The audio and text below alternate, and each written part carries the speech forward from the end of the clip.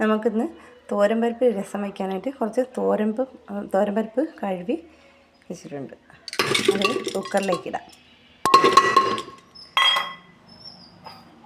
അതിൻ്റെ കൂടെ അരിഞ്ഞ് വെച്ചിരിക്കുന്ന തക്കാളി ഇതും കൂടി ഇടാം.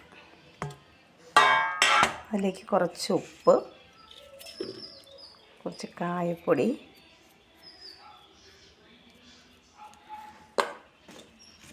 കുറച്ച് മഞ്ഞൾപ്പൊടി, കുറച്ച് കറിവേപ്പിലയും കൂടെ ഇട്ട് ഒരു ഗ്ലാസ് വെള്ളം ഒഴിച്ച് നമുക്ക് വേവിക്കാൻ വയ്ക്കാം. തോരൻപരിപ്പും തക്കാളിയൊക്കെ വേവുന്ന സമയത്ത് നമുക്ക് കുറച്ച് വെളുത്തുള്ളി ഉള്ളിയൊക്കെ ചതയ്ക്കാം. കുറച്ച് വെളുത്തുള്ളി,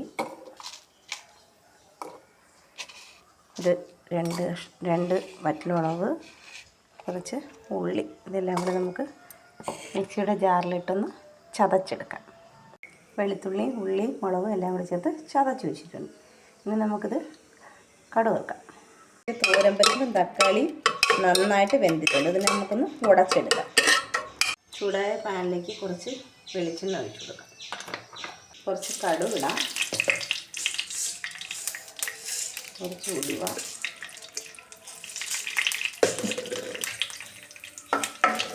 ഇളക്കുമ്പോഴേക്കും അതിൽ വറ്റൽമുളക് മുറിച്ചത്, കുറച്ച് കറിവേപ്പിലയും കൂടി ഇളക്കാം.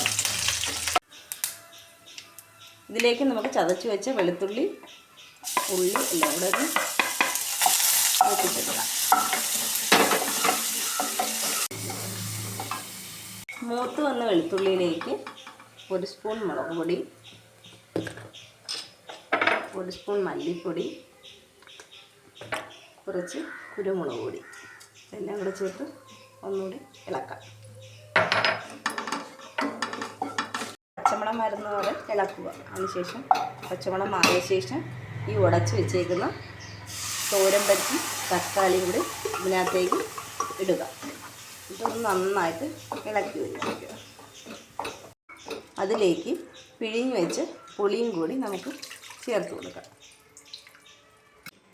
ഇതിലേക്ക് നമുക്ക് ആവശ്യത്തിന് വെള്ളവും കൂടി ചേർത്ത് നന്നായിട്ട് തിളപ്പിച്ചെടുക്കാം.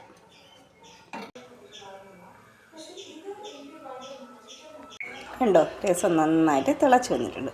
ഇതിലേക്ക് അല്പം ഉപ്പ് കുറവായിരുന്നു, ഞാൻ അല്പം ഉപ്പും കൂടെ ഇട്ടിട്ടുണ്ട്. ഇനി നമുക്ക് ഗ്യാസ് ഓഫ് ചെയ്യാം. കണ്ടോ, തോരൻപരിപ്പ് രസം റെഡി.